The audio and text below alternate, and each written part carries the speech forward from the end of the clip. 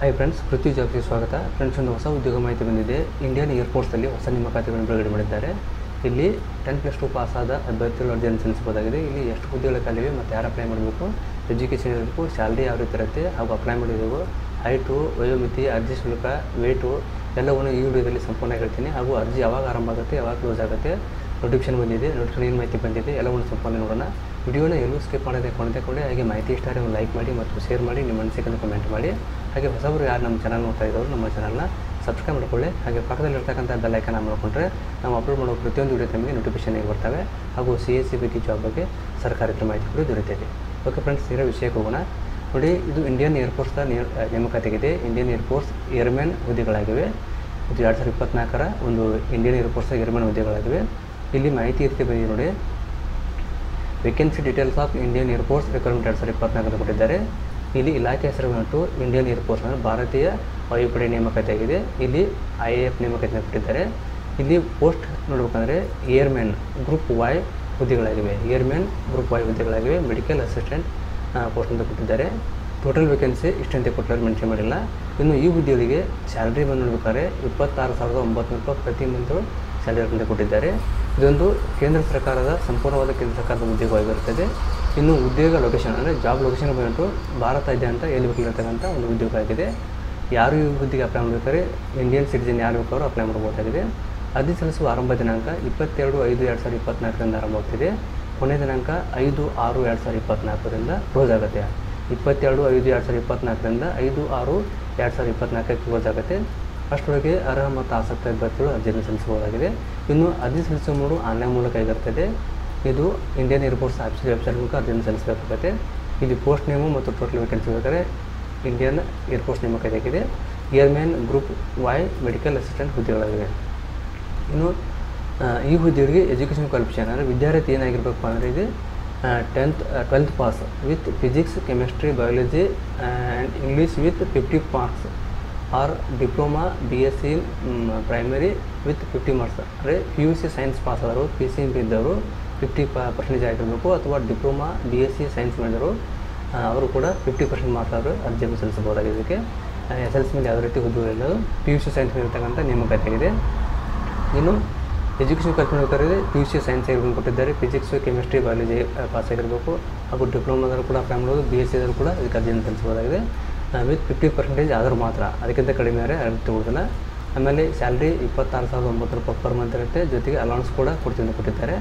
ಇನ್ನು ಈ ಹುದ್ದೆಗೆ ಏಜ್ ಲಿಮಿಟ್ ವಯೋಮಿತಿ ಯಾವ ರೀತಿ ಇರುತ್ತೆ ಅಂದರೆ ಮೆಡಿಕಲ್ ಅಸಿಸ್ಟೆಂಟ್ ಹುದ್ದೆಗಳಿಗೆ for candidate with 12th pass born between 2 January 2004 to 2 January 2008. ಅಂದರೆ ಈ ಹುದ್ದೆಗಳಿಗೆ ಇದು ಮೆಡಿಕಲ್ ಅಸಿಸ್ಟೆಂಟ್ ಹುದ್ದೆಗಳಾಗಿರುತ್ತೆ. 2 January 2004 ಮತ್ತು 2 January 2008 ಒಳಗೆ ಹುಟ್ಟಿರ್ತಕ್ಕಂಥ ಅಭ್ಯರ್ಥಿಗಳು ಇದಕ್ಕೆ ಅರ್ಜಿಯನ್ನು ಸಲ್ಲಿಸಬಹುದಾಗಿದೆ. ಆಮೇಲೆ ಮೆಡಿಕಲ್ ಅಸಿಸ್ಟೆಂಟ್ ಹುದ್ದೆಗಳಿಗೆ ಫಾರ್ ಕ್ಯಾಂಡಿಡೇಟ್ ಡಿಪ್ಲೊಮಾ BSc ಅವರಿಗೆ 2 January 2001 2 January 2006 ಒಳಗೆ ಹುಟ್ಟಿರ್ತಕ್ಕಂಥ ಹುದ್ದೆ ಈ ಅಭ್ಯರ್ಥಿಗಳಿಗೆ ಅರ್ಜಿಯನ್ನು ಸಲ್ಲಿಸಬಹುದಾಗಿದೆ. ಆಮೇಲೆ ಮ್ಯಾರಿಡ್ ಕ್ಯಾಂಡಿಡೇಟ್ ಬಂದುಬಿಟ್ಟು 2 January 2001 2 January 2004 ಒಳಗೆ ಜನಿಸಿರ್ತಕ್ಕಂಥ ಅಭ್ಯರ್ಥಿಗಳಿಗೆ ಅರ್ಜಿಯನ್ನು ಸಲ್ಲಿಸಬಹುದಾಗಿದೆ. ಇಲ್ಲಿ ವಯೋಮಿತಿ ಸಲಿಕೆ ಕೂಡ ಕೊಟ್ಟಿರ್ತಾರೆ. ಅದು ಇಂಡಿಯನ್ ಏರ್ಫೋರ್ಸ್ ನಿಯಮಗಳ ಪ್ರಕಾರ ಸಲ್ಲಿಕೆ ಇರುತ್ತದೆ. ಇನ್ನು ಇಲ್ಲಿ ಕೆಟಗರಿ ನೇಮು ಮತ್ತು ಅಪ್ಲಿಕೇಶನ್ ಫೀಸ್ ಕೊಟ್ಟಿದ್ದಾರೆ.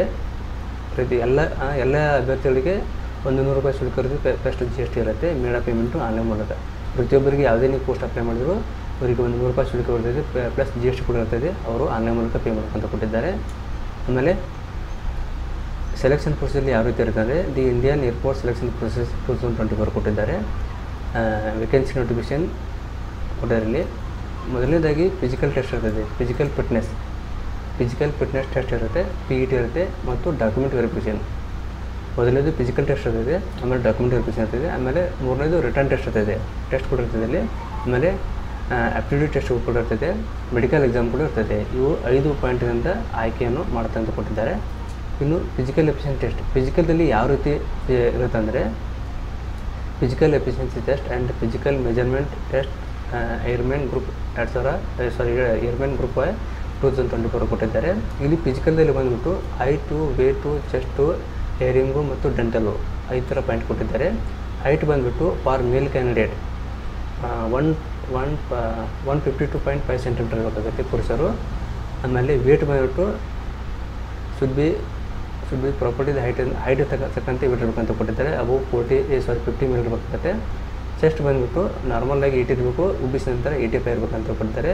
ಇನ್ನು ಹೇರಿಂಗ್ ಬಂದುಬಿಟ್ಟು ನಾರ್ಮಲ್ ಇರಬೇಕಂತ ಕೊಟ್ಟಿದ್ದಾರೆ. ಡೆಂಟಲ್ ಬಂದುಬಿಟ್ಟು should have dental ಗಮ್ಸ್ good set teeth minimum dental food ಅಂದರೆ ಹಲ್ಲುಗಳು ಸ್ವಚ್ಛವಾಗಿರ್ಬೇಕಂತ ಕೊಟ್ಟಿದ್ದಾರೆ. ಹಲ್ಲಿಗೆ ಯಾವುದೇ ಸಮಸ್ಯೆ ಇರಬೇಕಂತ ಕೊಟ್ಟಿದ್ದಾರೆ. ಇದು ಫಿಸಿಕಲ್ ಆಗಿರ್ತದೆ. ಆಮೇಲೆ ಲಾಸ್ಟ್ ಡೇಟ್ ಬಂದುಬಿಟ್ಟು ಅರ್ಜಿ ಸಲ್ಲಿಸುವ ಕೊನೆಯ ದಿನಾಂಕ 22/5/2024 ಆರಂಭ ದಿನಾಂಕ 22/5/2024 ಆಗಿರ್ತದೆ. ಕೊನೆಯ ದಿನಾಂಕ 5/6/2024 ಆಗಿರ್ತದೆ. ಇದಿಷ್ಟು ಇನ್ಫಾರ್ಮೇಷನ್ ಆಗಿದೆ. ಇವಾಗ ಆಪ್ಷನ್ ಅಂತ ನೋಟಿಫಿಕೇಶನ್ ಕೊಟ್ಟಿದ್ದಾರೆ, ಅದು ಯಾವ ರೀತಿ ಇದೆ ಅಂತ ನೋಡ್ಕೊಂಬರೋಣ. ನೋಡಿ ಫ್ರೆಂಡ್ಸ್, ಇದು ಇಂಡಿಯನ್ ಏರ್ಫೋರ್ಸ್ ಅಫಿಷಿಯಲ್ ವೆಬ್ಸೈಟ್ ಆಗಿದೆ. ಇಂಡಿಯನ್ ಏರ್ಫೋರ್ಸ್ ಅಂತ ಕೊಟ್ಟಿದ್ದಾರೆ. ಸೆಂಟ್ರಲ್ ಏರ್ಮನ್ ಸೆಲೆಕ್ಷನ್ ಬೋರ್ಡ್ ಅಂತ ಕೊಟ್ಟಿದ್ದಾರೆ. ಇಲ್ಲಿರ್ತಕ್ಕಂಥ ನೇಮಕಾತಿ ಆಗಿದೆ. ನೀವು ಅರ್ಜಿಯನ್ನು ಸಲ್ಲಿಸಬೇಕಾದ್ರೆ ಇದು ವೆಬ್ಸೈಟ್ ಮೂಲಕ ಅರ್ಜಿಯನ್ನು ಸಲ್ಲಿಸಬೇಕಾಗುತ್ತೆ. ಅದು ಏನಂತ ನೋಡೋಣ. ಇದು ಮೇನ್ ವೆಬ್ಸೈಟ್ ಆಗಿದೆ. ಇನ್ನು ಆಪ್ಷನ್ ಅಂತ PDF ಯಾವ ರೀತಿ ಇದ್ದಾರೆ ಇಲ್ಲಿ ಕೊಟ್ಟಿದ್ದಾರೆ. ನೋಟಿಫಿಕೇಶನು ಇಂಡಿಯನ್ ಏರ್ಫೋರ್ಸ್ ಅಂತ ಕೊಟ್ಟಿದ್ದಾರೆ. ಇಲ್ಲಿ invite Indian Gorkha a subject to Nepal male candidate ಅಂತ ಕೊಟ್ಟಿದ್ದಾರೆ.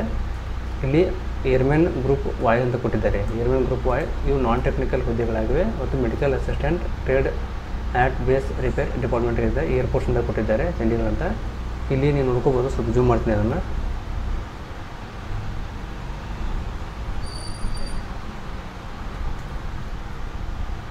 ಇಲ್ಲಿ ನೋಡಿ ಡೇಟ್ ಕೊಟ್ಟಿದ್ದಾರೆ 3 ಜುಲೈ 2024, 12 ಜುಲೈ 2024 ಅಂತ.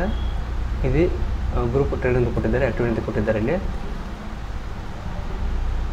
ಇಲ್ಲಿ ಗ್ರೂಪ್ ವಾಯ್ ಮೆಡಿಕಲ್ ಅಸಿಸ್ಟೆಂಟ್ ಮತ್ತು group Y medical assistant holding diploma BSc ಅಂತ ಕೊಟ್ಟಿದ್ದಾರೆ. PUC ಸೈನ್ಸು BSc ಡಿಪ್ಲೊಮಾ ಆದರೂ ಅಪ್ಲೈ ಮಾಡಬೇಕಂತ ಕೊಟ್ಟಿದ್ದಾರೆ. ಫಿಸಿಕಲ್ ಫಿಟ್ನೆಸ್ ಬಗ್ಗೆ ಮಾಹಿತಿ ಕೊಟ್ಟಿದ್ದಾರೆ. ಇಲ್ಲಿ ಡಿಸ್ಟ್ರಿಕ್ಟ್ ಡೈರೆಕ್ಟ್ ಟು ಕವರ್ಡ್ ಅಂತ ಕೊಟ್ಟಿದ್ದಾರೆ. All the district state Punjab, Himachal Pradesh, Uttarakhand, Jammu Kashmir, Chandigarh, Ladakh ಅಂತ ಕೊಟ್ಟಿದ್ದಾರೆ ಕವರ್ಡ್ ಅಂತ. ಇಲ್ಲಿ ಕೆಳಗಡೆ ಬಂದರೆ 11 ಅರ್ಜಿ ಸಲ್ಲಿಸುವ ದಿನಾಂಕ ರಾತ್ರಿ 12 ಅವಕಾಶ ಕೊಟ್ಟಿದ್ದಾರೆ. ಇದು ಆರ್ಮಡ್ ಸೆಲೆಕ್ಷನ್ .cdac.in ಈ ವೆಬ್ಸೈಟ್ ಮೂಲಕ ಅರ್ಜಿ ಸಲ್ಲಿಸಬೇಕಾಗುತ್ತೆ. ಲಾಸ್ಟ್ ಡೇಟ್ ಮೂಲಕ ಆನ್ಲೈನ್ ಮೂಲಕ ಅರ್ಜಿಯನ್ನು ಸಲ್ಲಿಸಬೇಕಾಗುತ್ತೆ. ಇಲ್ಲಿ ಇದ್ರ ಬಗ್ಗೆ ಸಂಪೂರ್ಣ ಮಾಹಿತಿ ಕೊಟ್ಟಿದ್ದಾರೆ. ಇಲ್ಲಿ ಡೀಟೇಲ್ಸ್ ಅಂತ ಓದ್ಕೊಂಡು ಅರ್ಜಿಯನ್ನು ಸಲ್ಲಿಸಬೇಕಾಗುತ್ತೆ. ಇಲ್ಲಿ ಮೆಡಿಕಲ್ ಅಸಿಸ್ಟೆಂಟ್ ಬಂದು 10% ಅಂತ ಕೊಟ್ಟಿದ್ದಾರೆ. ಆಮೇಲೆ ಮೆಡಿಕಲ್ ಅಸಿಸ್ಟೆಂಟ್ ಟ್ರೇಡ್ ಬಂದು ಡಿಪ್ಲೊಮಾ ಮತ್ತು BSc ಇದ್ದರೂ ಕೂಡ ಅಪ್ಲೈ ಮಾಡೋದು ಕೊಟ್ಟಿದ್ದಾರೆ. ಇಲ್ಲಿ ಡೇಟು 2/1/2001ರಿಂದ 2/1/2006 ಹುಟ್ಟಿರ್ತಕ್ಕಂಥ ಅಪ್ಲೈ ಕೊಟ್ಟಿದ್ದಾರೆ ಇವರಿಗೆ. ಆಮೇಲೆ 2 ಜನವರಿ 2008 ಅಂತ ಈ ರೀತಿ ಇದು ವಯೋಮಿತಿ ಸಂಬಂಧಪಟ್ಟಂತೆ ಕೊಟ್ಟಿದ್ದಾರೆ. ಇನ್ನು ಇಲ್ಲಿ ಎಜುಕೇಷನ್ ನೋಡಬೇಕಂದ್ರೆ 10+2 ಪಾಸ್ ಅಂತ ಕೊಟ್ಟಿದ್ದಾರೆ.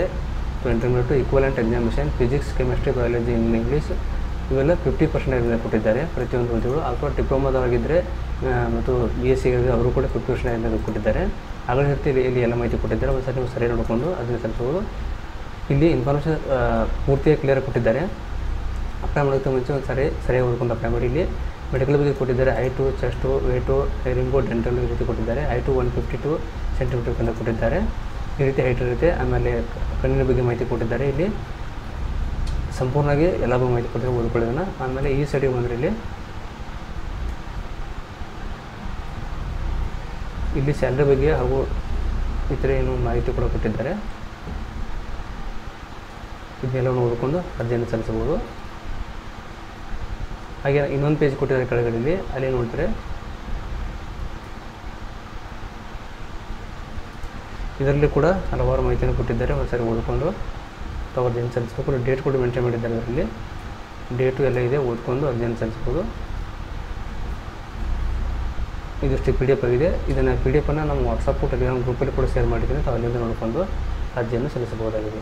ಇದು ಮೇನ್ ವೆಬ್ಸೈಟ್ ಆಗಿದೆ. ಇಲ್ಲಿಂದ ತಾವು ಅರ್ಜಿಯನ್ನು ಸಲ್ಲಿಸಬೇಕು. ಇದು ಡೇಟು ಇನ್ನೂ ಓಪನ್ ಆಗಿಲ್ಲ. ಓಪನ್ ಆದ ನಂತರ ಇಲ್ಲಿಂದ ತಾವು ರಿಜಿಸ್ಟರ್ ಮಾಡಿಕೊಂಡು ನೇರವಾಗಿ ಅರ್ಜಿಯನ್ನು ಸಲ್ಲಿಸಬಹುದಾಗಿದೆ.